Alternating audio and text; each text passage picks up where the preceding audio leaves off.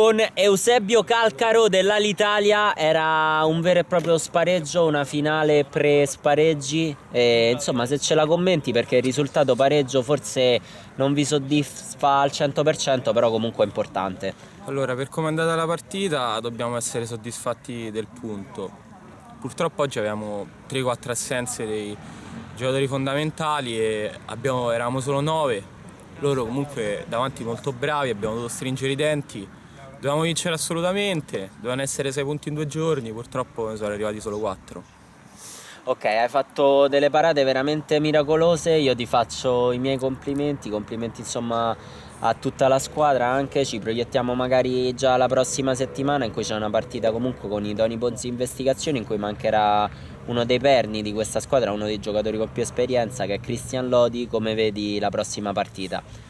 Christian è, diciamo, il nostro metronomo, ci muove, però recupereremo molte persone, quindi siamo ottimisti, dobbiamo per forza vincere. Noi purtroppo dobbiamo fare in un girone i punti che le altre hanno fatto in 2.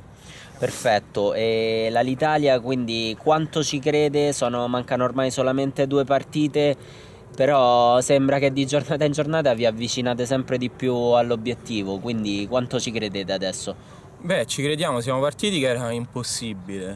Punto dopo punto siamo quasi arrivati e speriamo di riuscire a fare i play-out.